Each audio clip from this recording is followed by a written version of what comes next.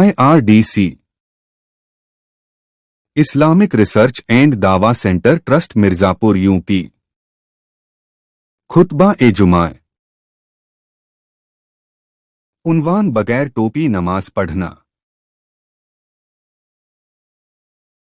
आइए सुनते हैं शेख खुर्शीद मोहम्मदी से। मोहम्मदी मस्जिद अहले हदीस। Subscribe my YouTube channel. इन्नल हम्दुलिल्लाहि नहमदुहु व नस्तईनुहु व नस्तगफिरुहु व नऊज़ु बिल्लाहि मिन शुरूरि अनफुसिना व मिन सय्यिआति अमालिना मन यहदिहिल्लाहु फला मुदिल्ल लहु व मन युज़लिल फला हादिय लहु व अशहदु अन ला इलाहा इल्लल्लाहु वहदहु ला शरीक लहु व अशहदु अन्न मुहम्मदन अब्दुहु व रसूलुहु। अम्मा बाद फ इन्न खैरल हदीस किताबुल्लाह व खैरल हदी हदी मुहम्मदिन सल्लल्लाहु अलैहि वसल्लम व शर्रल उमूरि मुहदसातुहा व कुल्ल मुहदसतिन बिदअह व कुल्ल बिदअतिन ज़लालह व कुल्ल ज़लालतिन फिन्नार। अऊज़ु बिल्लाहि समील अलीम मिनश शैतानिर रजीम। बिस्मिल्लाहिर रहमानिर रहीम। या बनी आदम खुज़ू ज़ीनतकुम इंद कुल्ली मस्जिदिन व कुलू वशरबू व ला तुसरिफू इन्नहु ला युहिब्बुल मुसरिफीन। कुरान मजीद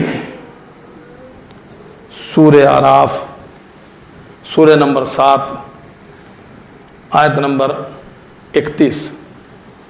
रब्बि इश्रह ली सदरी व यस्सिर ली अमरी वहलुल उक़दतम मिन लिसानी यफ़क़हू क़ौली। आमीन। सारी तारीफ़ें हम्द सना किब्रियाई बड़ाई प्रशंसा उस अल्लाह रब्बुल आलमीन के लिए लायक व ज़ेबा है जिसने ज़मीन व आसमान सारी कायनात को पैदा किया और बाद उसके बेशबहा दरूद व सलाम हो उस नामे इसम ग्रामी अहमद मुजतबा मोहम्मद मुस्तफ़ा सल्लल्लाहु ताला अलैहि व आलिहि वसल्लम पर जिन्हें हमारी हिदायत और रहनुमाई के लिए भेजा गया। मुअज़्ज़ज़ हाज़रीन जुमा, नौजवान साथियों और जहाँ तक मेरी आवाज़ पहुँच रही हो सुनने वाली सभी काबिल एहतराम दीनी माँ और बहनों, अल्लाह सुब्हानहू व तआला की तौफीक से एक बार फिर जुमा की इन बेहतरीन घड़ियों में रब की बारगाह में आने का और नमाज जुमा अदा करने की और नमाज जुमा अदा करने से पहले खुतबा जुमा के ताल्लुक़ से रब का कुरान नबी के फरमान मुझे कहने के और आप लोगों को सुनने की जो अल्लाह सुब्हानहू व तआला ने तौफीक दी, उसके लिए सबसे पहले तो मैं उस अल्लाह रब्बुल आलमीन का शुक्र अदा करता हूँ और कुछ भी कहने सुनने से पहले ये दुआ करता हूँ कि अल्लाह तो मुझे हक कहने की और आप सबों को हक सुनने की और हम सबों को कहने और सुनने से ज़्यादा अमल करने की तौफीक अता फरमा। आमीन या रब्बल आलमीन। दोस्तों, आज बतारीख़ 6 अक्टूबर सन 2023 बरोज़ जुमा मोहम्मदी मस्जिद अहले हदीस मिर्ज़ापुर यूपी अल हिंद में खुतबा जुमा के ताल्लुक़ से जिस मौजू के मुताबिक़त से मैं आपसे गुफ्तगू करने की सआदत हासिल कर रहा हूँ अल्लाह की तौफीक से, वो मेरा मौजू सुखन है नंगे सर नमाज या बगैर टोपी के नमाज पढ़ना। इसके ताल्लुक़ से कई दफ़े जो है बड़ी गर्मा गर्म बहसें होती रहती हैं और जो सिर्फ जुमा को नमाज पढ़ने वाले हैं वो भी, या जो सिर्फ ईद बकरीद की नमाज पढ़ने वाले हों, ईदैन की नमाज पढ़ने वाले हों वो भी, या जो नमाज नहीं पढ़ने वाले हों वो भी, जब कहीं आपस में बैठेंगे चाय खानों में, रेस्तरां में, रास्तों में, होटलों में, तो कभी कभी ऐसे ही बस आपस में बात छिड़ जाती है। कभी मस्जिद में ही छिड़ जाती है कि भाई देखिए कुछ लोग होते हैं उन सर पे टोपी नहीं लगाते, नमाज पढ़ने लगते हैं, बगैर टोपी के नमाज पढ़ते हैं और फिर अपने मौलवियों के पास भी जाते हैं, उनसे भी मसले दरियाफ्त करते हैं और मौलवी भी वो भी 2 रकत के इमाम कि जो मान लीजिए हाफिज़ कुरान हो सकते हैं या इब्तिदाइया तालीम हो सकती है कि मौलवी हैं, उन्हें ज़्यादा इल्म नहीं, उतना अबूर नहीं, उतने बारे में कुरान सुन्नत के बारे में उन्हें गहरी मालूमात नहीं होती, गहरा मुताला नहीं होता, लेकिन फिर भी चूंकि अंधों में काना राजे की हैसियत से रहते हैं और सब कुछ उनके अपने जो है शागिर्दों के और अपने मुसल्लियान के बीच में वो उनके आलिम उलमा की हैसियत रखते हैं, तो उनसे पूछते हैं तो वो भी अपना जो उनकी समझ में आता है बयान कर देते हैं, बोल देते हैं नहीं नहीं नंगे सर नमाज नहीं होती है, नंगे सर नहीं पढ़ना चाहिए और बगैर टोपी के नमाज नहीं, ऐसा है वैसा है। बल्कि आपने देखा भी होगा कहीं कहीं मसाजिद के अंदर बाकायदा टोपियां लाकर लोग रख देते हैं सवाब की नियत से, चाहे रखते हों।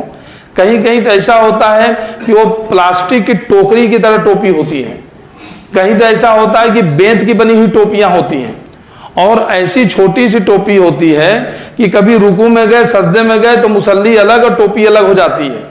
कभी कभी क्या है कि बेंत की टोपियां देखेंगे कि इतनी टूटी हुई फूटी है, प्लास्टिक की टूटी है, लेकिन आकर के वजू करके आएंगे नमाज पढ़ने को टोपी उठा के यूं रख लेंगे कि जैसे कि अब बस पढ़ने की बहुत जरूरी है, फर्ज है, इसको रखेंगे नहीं नमाज हमारी होगी नहीं।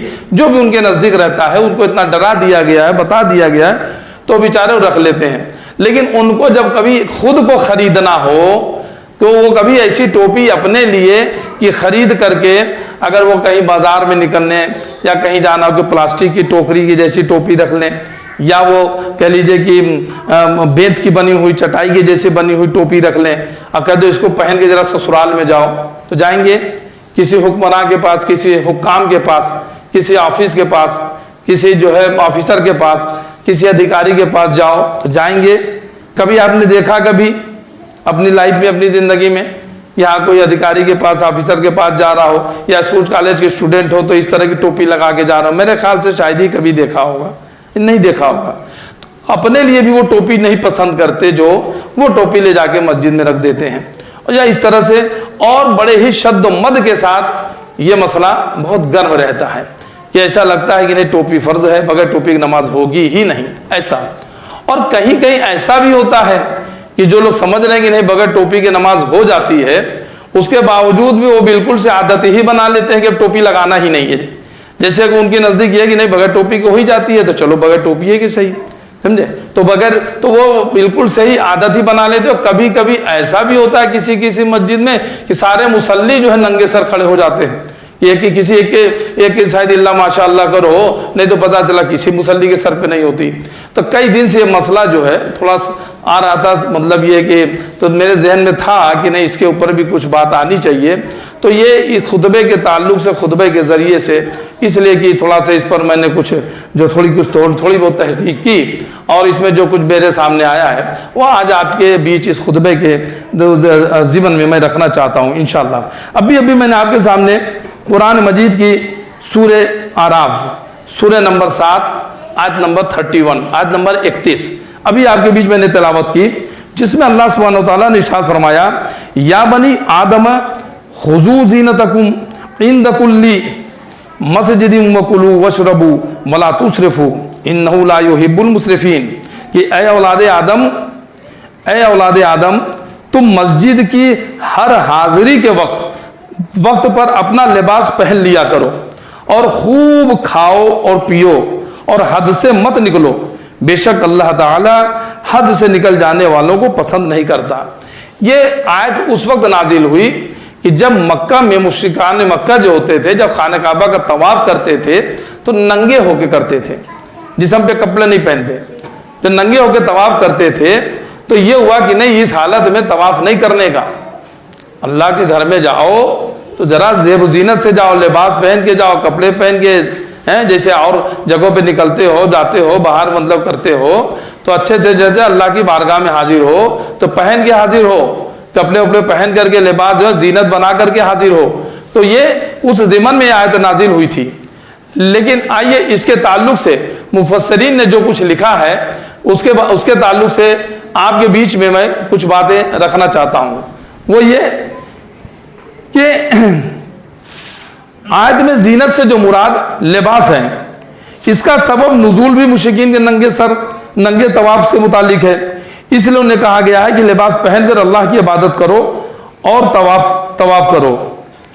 और इसराफ के ताल्लुक से जो आया है कि किसी चीज में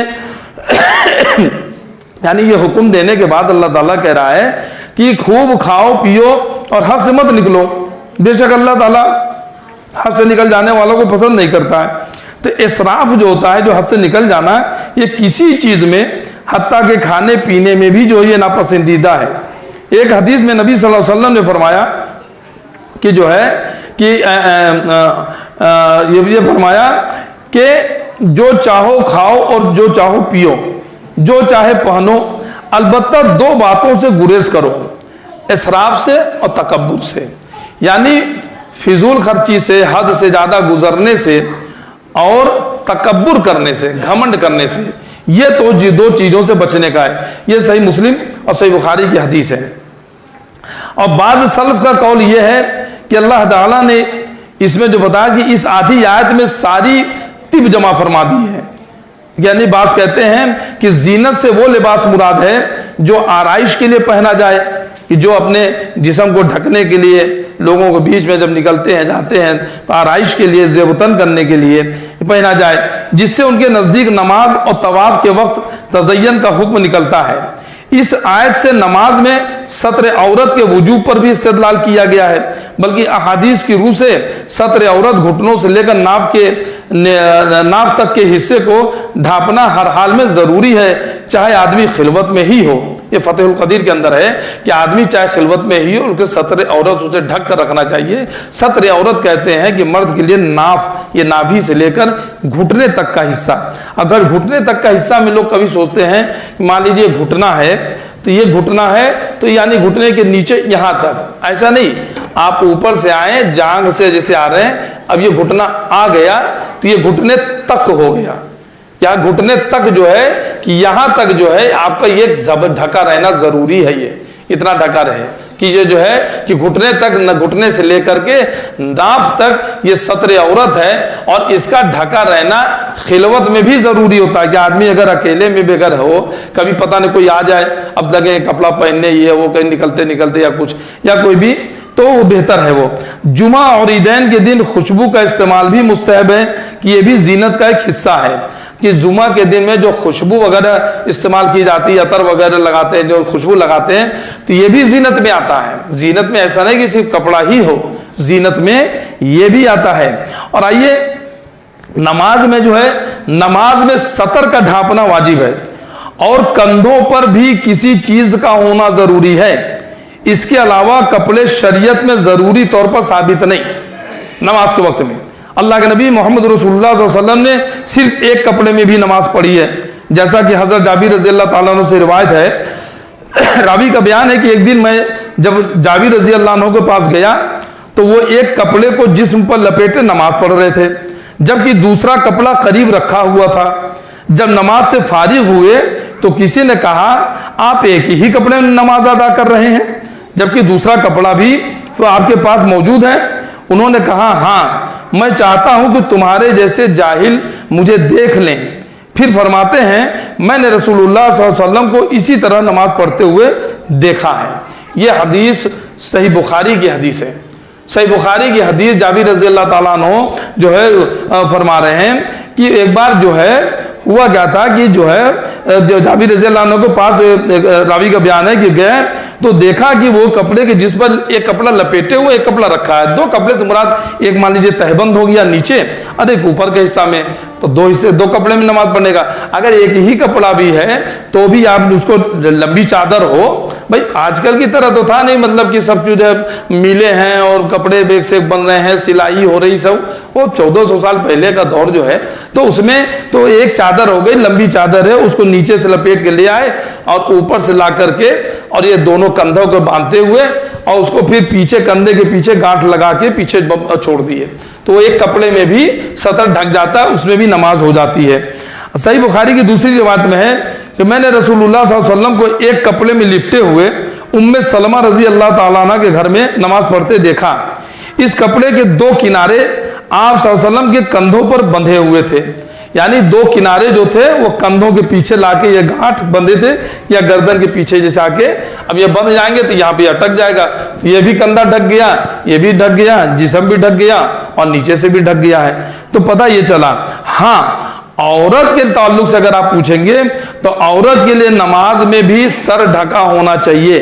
प्यारे नबी मोहम्मद रसूलुल्लाह सल्लल्लाहु अलैहि वसल्लम ने फरमाया कि अल्लाह ताला बालिगा औरत की नमाज दुपट्टा यानी ओढ़नी के बगैर कबूल नहीं करता है।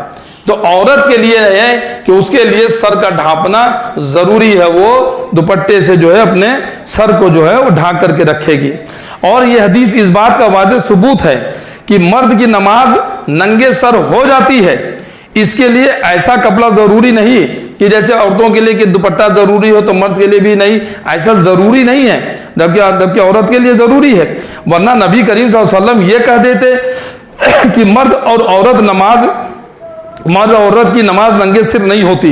हालांकि किसी हदीस में इसका कोई जिक्र नहीं कि अल्लाह नबी ने ये नहीं कहा कि औरत और मर्द दोनों की नमाज नंगे सर नहीं होती, बल्कि ये कहा कि औरत की नमाज नंगे सर नहीं होती है। इसका मतलब मर्द की हो जाती है, लेकिन औरत जो है वो उसको दुपट्टा, वो उसको ओढ़नी, जो भी उसको सर ढांपना पड़ेगा। अब दलाइल से कोई ये ना समझे कि एक कपड़े में उस शख्स उस वक्त नमाज दुरुस्त थी जब मुसलमानों के पास कपड़े कम थे, ये भी समझ ले। अब ये ना सोचे कि उस वक्त कपड़े कम थे, बड़ी मिले नहीं थी, कपड़े नहीं बनते थे, इसलिए ये कपड़े में भी नमाज पढ़ लेते थे, ये है वो।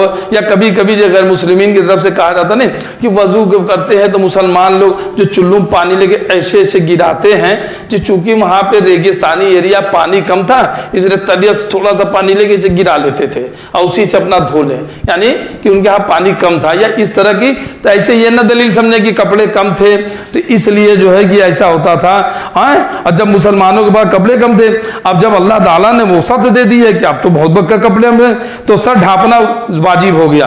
उस वक्त कपड़े कम थे इसलिए कपड़े में हो जाती थी, अब कपड़े बहुत हैं तो इसलिए अब सर ढांकना वाजिब हो गया। ऐसा कोई इस दलील से कोई ये अपने से जो है मंतिक ना निकालने लगे, ये ना कहने कि ये इज्तिहाद है, ये कहने लगे कि हाँ नहीं ऐसा है। नहीं, इस बात की हकीकत मालूम करने के लिए हम अमीरुल मोमिनीन सैयदना उमर बिन खत्ताब रजी अल्लाह ताला अन्हु से आइए उनका मामला देखते हैं, क्योंकि वो यकीनन हमसे बढ़कर शरीयत के जानकार थे, शरीयत को समझने वाले थे। ऐसे ही हालात में किसी शख्स ने उनसे एक कपड़े में नमाज पढ़ने के बारे में पूछा तो सैयदना उमर रजी अल्लाह ताला अन्हु ने एक से ज्यादा कपड़ों को शुमार कर लिया, मगर इसमें सर ढांपने वाले कपड़ों का नाम ही नहीं। सही बुखारी की हदीस। यानी आपने कहा नहीं हाँ एक कपड़े में दो कपड़े में नमाज होगी, लेकिन ये नहीं उन्होंने कहा कि नहीं सर पे भी जो है बगैर सर के ढके नमाज नहीं होगी, ये उन्होंने भी शुमार नहीं किया। अमीरुल मोमिनीन रजी अल्लाह ताला अन्हु को तो फराकी व वुसअत के वक्त भी यही बात समझ में आई कि उस वक्त तो फराकी थी, उस वक्त तो वुसअत थी उमर फारूक रजी अल्लाह अन्हु के वक्त में, तो उनके सामने मसला आया तो उन्होंने भी सर के ढांपने को वाजिब करार नहीं दिया, ये ढांकना जरूरी नहीं। अब इन सही व मरफू अहादीस और सहाबा किराम रजी अल्लाह ताला अन्हु के फहम को तर्क करके अपनी अकल को सामने रखना ये हरगिज इंसाफ नहीं है। हाँ, अब आइए एक चीज और समझते चलें कि हाफिज सलाहुद्दीन यूसुफ साहब, जिन्होंने ये कुरान मजीद आप देखेंगे शेख मोहम्मद जूनागढ़ी रहमतुल्लाह अलैह की कुरान की जिन्होंने तफसीर की है और बहुत किताबें आपने लिखी हैं, पाकिस्तान के बड़े आलिम थे, आलिम गुजरे हैं हाफिज सलाहुद्दीन यूसुफ साहब। तो हाफिज सलाहुद्दीन यूसुफ साहब जो इस दौर के एक नामवर आलिम रहे, उन्होंने कई किताबें लिखी हैं और कुरान का तर्जुमा भी किया है। तो नंगे सर नमाज के ताल्लुक से उन्होंने अल्लामा नासिरुद्दीन अलबानी रहमतुल्लाह अलैह के हवाले से लिखा है कि अल्लामा नासिरुद्दीन अलबानी रहमतुल्लाह अलैह वो भी उस वक्त के जय्यद आलिम गुजरे हैं, उनके हवाले से उन्होंने लिखा है कि मेरी राय में नंगे सर नमाज पढ़ने वाले की नमाज मकरूह है। उसकी वजह यह है कि यह बात मुसल्लम है कि एक मुसलमान के लिए मुस्तहब यह है कि वो नमाज ऐसी हालत में पढ़े जो मुकम्मल इस्लामी हैयत की आईनादार हो। उनके मुताबिक नंगे सर रहना और इबादत गाहों में जले जाना यह गैर इस्लामी आदत है।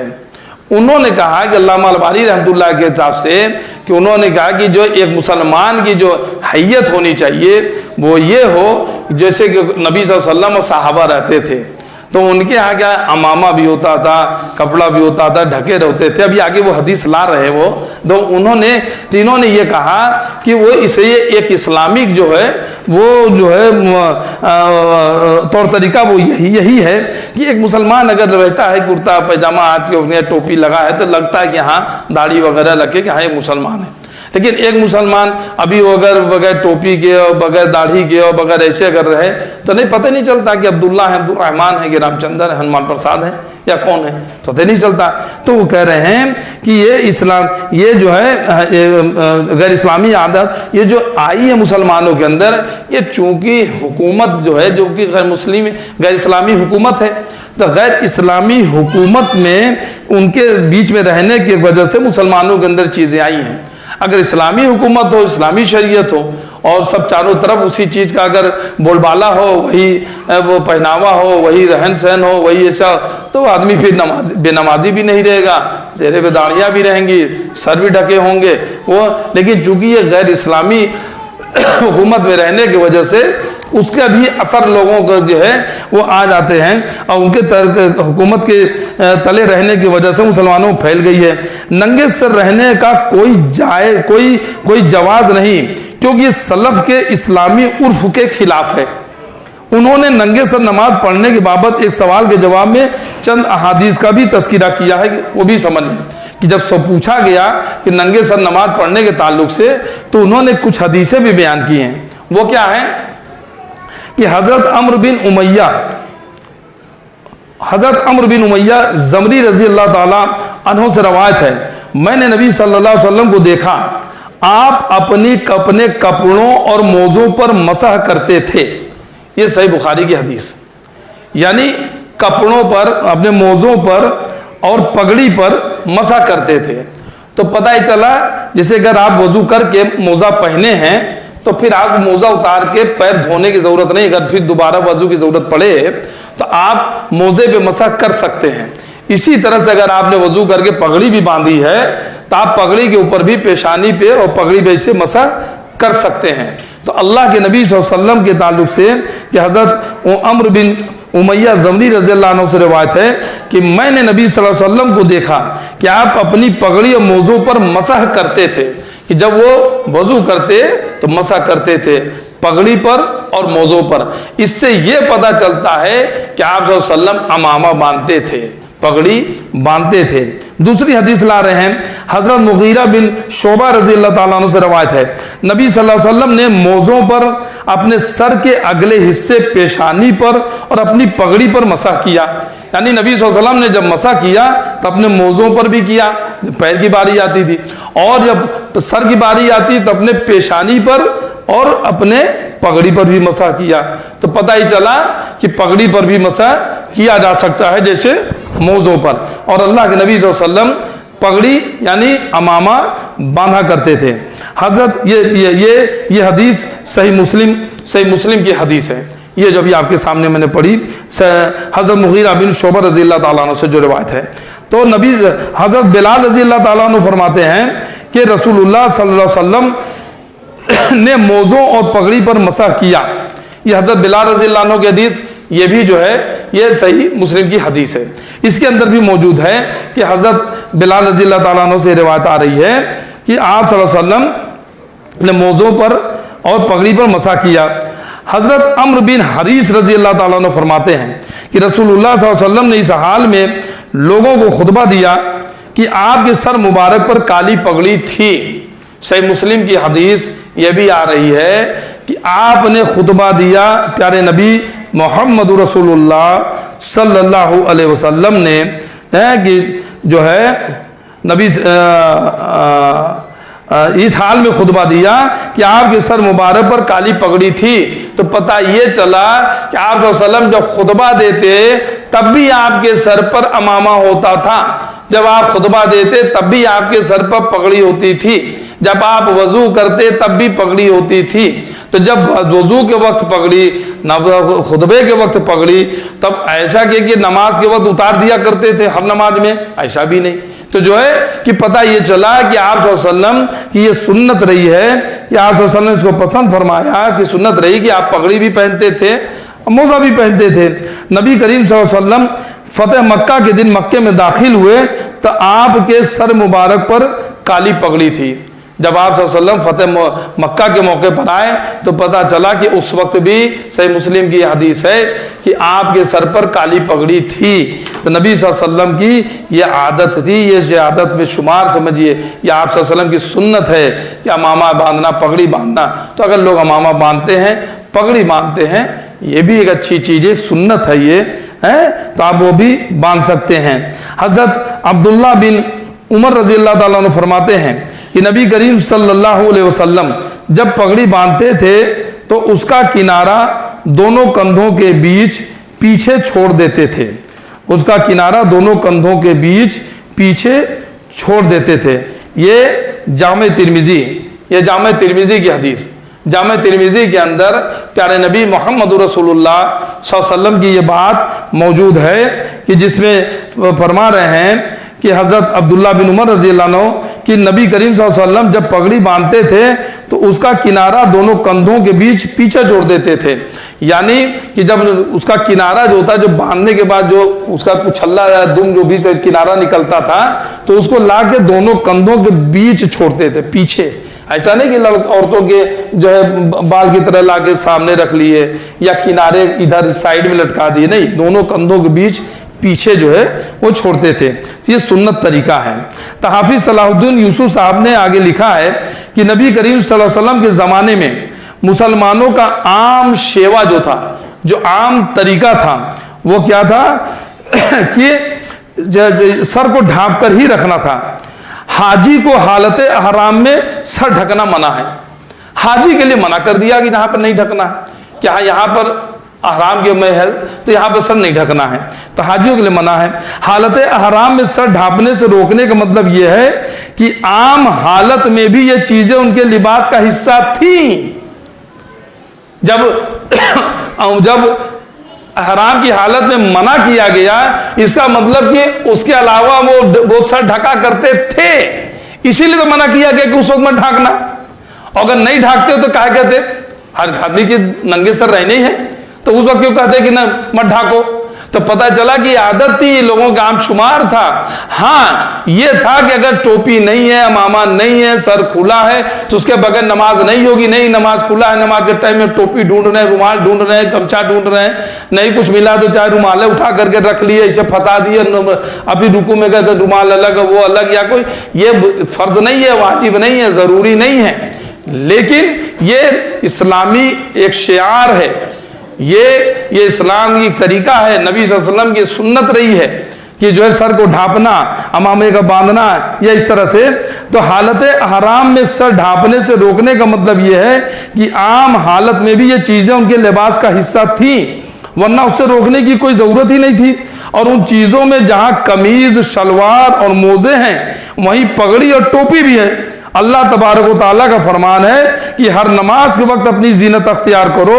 कुरान मजीद सूरह आराफ सूरह नंबर 7 आयत नंबर 31, जो अभी आपके सामने मैंने खुतबा मसनूना के बाद जो आयत पढ़ी, कि अल्लाह ताला ने कहा कि हर वक्त जब नमाज के जब हाजिर हो तो जीनत अख्तियार करो। यानी आयत नाजिल हुई उस वक्त जब खाने काबा का नंगे होकर तवाफ करते थे, तो उस वक्त भी जीनत अख्तियार करो, नंगे नहीं होने का, ठीक है। तो और अल्लाह के घर जब भी हाजिर हो तवाफ के, वो जो है कि ये जो है इबादत के लिए हाजिर हो रहे हैं, नमाज के लिए, और जहां नहीं ढकना है वहां अल्लाह के नबी ने बता दिया कि हराम की हालत में नहीं ढकना है, वो भी वाज़ेह कर दिया है।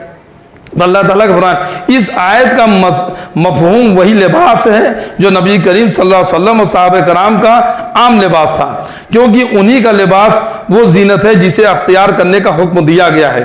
सहीहैन की हदीस है, जब तुम में से कोई शख्स नमाज पढ़े तो उसको चाहिए कि वो अपने 2 कपड़े पहन ले, इसलिए कि अल्लाह ताला इस बात का ज्यादा हकदार है कि उसके लिए जीनत अख्तियार की जाए। 2 कपड़े से मुराद यानी एक नीचे का हिस्सा, एक ऊपर का हिस्सा, कि भाई कपड़े पहन ले। और अगर नहीं है, ऐसे भी एक कपड़े में भी, एक कपड़े से मुराद नीचे से लेकर ऊपर तक जो एक चादर में भी नमाज पढ़ी जा सकती है। हाफिज सलाहुद्दीन यूसुफ साहब ने अहादीस नबवी और कुरान की आयत लिखने के बाद आगे लिखा है कि जीनत वही है जिसे अल्लाह और उसके रसूल सल्लल्लाहु अलैहि वसल्लम ने जीनत करार दिया है, न कि लोगों के खुद साख्ता में यार की जीनत। क्या क्या है, शाहरुख खान की तरह ऐसे बाल कर लिए, आमिर खान की तरह ऐसे कर दिए, फलाने हीरो की तरह ऐसे कर लिए, फलानी हीरोइन की तरह ऐसे बाल बना लिए, ऐसे कपड़े पहन लिए, वैसे कपड़े पहन लिए, इस तरह का कर लिए, बाल ऐसे कटा लिए, इधर से कटाए तो इधर छोड़े, इधर कटोरी रखे तो इधर से चोर कट वाला बाल, या वो जीनत नहीं है कि जो किसी की जो खिलाड़ी के किसी जो है कि कल सेलिब्रिटी का या किसी को देख करके किया। जीनत वो जिसे अल्लाह और उसका रसूल जीनत करार दे, जिसे अल्लाह और उसके रसूल जो है जीनत करार दिया है, न कि लोगों के खुद साख्ता में कि यार की जीनत। आज के दौर के मर्दों के ड्रेस स्टाइल को जीनत वाला लिबास माना जाए तो जिस्म को नुमाया करने वाली आधुनिक लिबास, मॉडर्न लिबास को अगर जीनत वाला कहकर औरतें पहनने लगे तब क्या होगा? अगर यही कहने लगे तो आज जो औरतें पहन रही हैं, जो नंगी नंगी होकर घर के इधर से जैसे कोई कपड़ा फाड़ दिया हो तो यहां से फटा, फिर यहां से फटा, होते होते इतना फट गया, इतना बड़ा, वो कहां कहां पीछे देख रहे खुला, तो इसको जीनत करार देंगे आप? ये कोई जीनत होगी?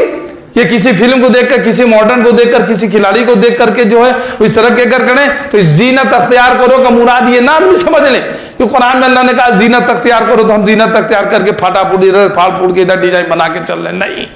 बल्कि जीनत वो जिसे अल्लाह और उसके रसूल ने जीनत करार दिया। ये औरतें उनको लिए सर ढांपना जरूरी है, उनके लिए जो है कि यहाँ के उनके लिए मर्दों के लिए कि यहाँ सतर का ढाकना है कि यहाँ 2 कपड़े में नमाज पढ़े। एक कपड़ा भी अगर है और पूरा उस तरह से ढका है कि यहाँ सतर ढका है उस तरह से, तो नमाज उसमें भी हो सकती है। तो ये कभी आदमी इसको इसकी गुंजाइश न निकालने लगे कि जीनत से मुराद ये है कि आधुनिक जो कपड़े हैं उसको भी पहना जाए। इसलिए बेहतर यही है कि मुस्लिम मर्द व औरतें उसी लिबास में जीनत समझें जो सहाबा और साहबियात का था। सहाबा सर ढकते थे, इसलिए मुसलमानों को सर ढकने में शर्म महसूस नहीं होनी चाहिए। वल्लाहु आलम कि हमें कोशिश हमारी यही होनी चाहिए कि सर ढाक कर नमाज पढ़ने में हमको शर्म नहीं आनी चाहिए। और हम ये ना सोचे, कभी कभी कुछ लोग ऐसा कहते हैं, हमारे यहाँ अपने जमात की 6 मस्जिदों में एक मस्जिद में कभी शेख साहब बोले क्या उनको देखा वो कभी टोपी लगाते ही नहीं है। तो हमने कहा कि आप भाई फला साहब आप नमाज में टोपी क्यों नहीं लगाते हैं? क्या इसलिए लगे ताकि लोग ये समझ जाएंगे कि जो है बगैर टोपी की नमाज हो जाती है। यानी ये अपने आप को हम इतने बड़े मुत्तकी, परहेजगार, मुहीद अपने को न गर्दाने कि लोग हमको देख करके जान जाएं, जबकि हम नमाज में एको टाइम नहीं पहुंच रहे हो, खाली जुमा को पहुंच रहे हो और बगैर टोपी के पढ़ने के लोग हमको देख के जान जाएं। जैसे आपको देख के कोई शरीयत सब सीखेगा का? अरे आपका अखलाक, आपका तौर तरीका, आपका उठना बैठना, आपका मिलना जुलना, वो भी तो कुछ हो शरीयत के मुताबिक। ये नहीं। हाँ, जब भी है हम बगैर टोपी के भी नमाज पढ़ सकते, हमारी नमाज हो जाएगी।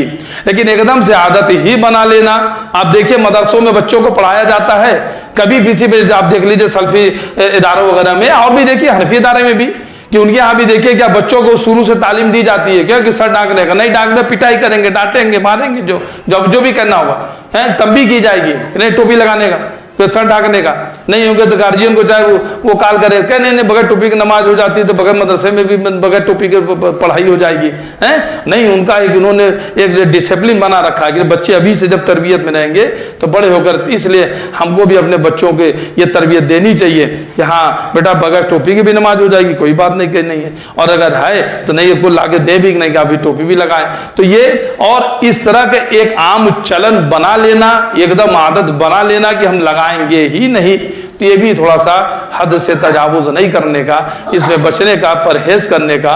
और हम ये और जो भी सुनने वाले हैं जिन तक ये दर्स जा रही है वो बार बार तो ये कुरान और सुन्नत की रोशनी में, कुरान और हदीस की रोशनी में जो दलाइल से जो मवाद अभी तक जो थोड़े बहुत मुख्तसर से वक्त में जो आपके सामने रख सका हूं, तो कुरान और सुन्नत की रोशनी में ये चीजें आई जिसका पूरा लब्बो लुबाब निचोड़ ये है कि बगैर टोपी के नमाज हो जाती है। टोपी वाजिब नहीं है, फर्ज नहीं है, जरूरी नहीं है, लेकिन टोपी को एकदम से न लगाने की आदत नहीं डालनी चाहिए।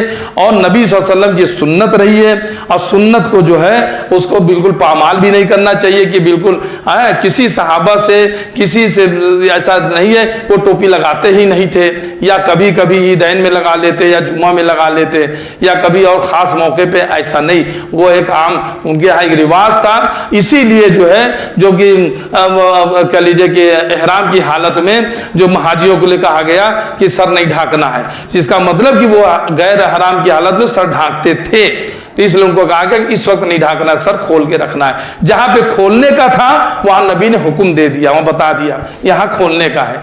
और जहां पे नहीं खोलने का, तो नमाज के लिए नहीं कहा कि नमाज के लिए जाओ तो वहां सर नहीं ढाकना है, ऐसा नहीं कहा। हाँ, औरतों के लिए कहा कि सर ढाकना है, खोल नहीं सकते हैं उनके लिए। मर्दों के लिए नहीं कहा, तो इससे गुंजाइश है कि हाँ मर्द चाहे तो खुला रख सकते हैं, लेकिन आदत से थोड़ा सा परहेज करे बच्चे। और इससे होता क्या, कहेंगे फितना ही होता है कि जो नए लोग आ रहे हैं, जब भी जो है कि सलफी या अहले हदीस या कुरान हदीस को नहीं जानते, वो कभी अगर आपके मसाजिद में आपके बीच में अगर पहुंच गए, आप देखें तो थोड़ा सा मुतनफर होने लगते हैं। उनको समझ नहीं आता ये क्या हो रहा है यार, ये सब के सब नंगे। तब अभी उनको हमने शिर्क बताए नहीं, तौहीद की दावत दी नहीं, उन्हें जो है बिदअत से बताए नहीं, उनको जो है मतलब ये नहीं, और उनको हम सीधे टोपिए पे चले आएंगे तो पता चला सुनने को पहले भाग जाए कहीं। नहीं, जब वो तौहीद जान लेगा तो फिर ये टोपी और मोजा और ये सब वो फिर बाद में इंशाल्लाह वो भी समझ लेगा। तो इस चीज का हमें आपको ख्याल रखना चाहिए। अल्लाह सुब्हानहू व तआला से दुआ है कि अल्लाह ताला जो कुछ मैंने कहा उसमें जो हक है वो तेरी जानिब से है। कहने सुनने में कोई भूल चूक, कोई नगजिश हुई हो तो मेरे नफ्स की तरफ से रही, शैतान की तरफ से रही, उसके लिए तू मुझको माफ कर बारे लहा, और हम तमाम लोगों को कहने सुनने से ज्यादा अमल करने की तौफीक अता फरमा। आमीन या रब्बल आलमीन। अस्सलामु अलैकुम व रहमतुल्लाहि व बरकातुहू।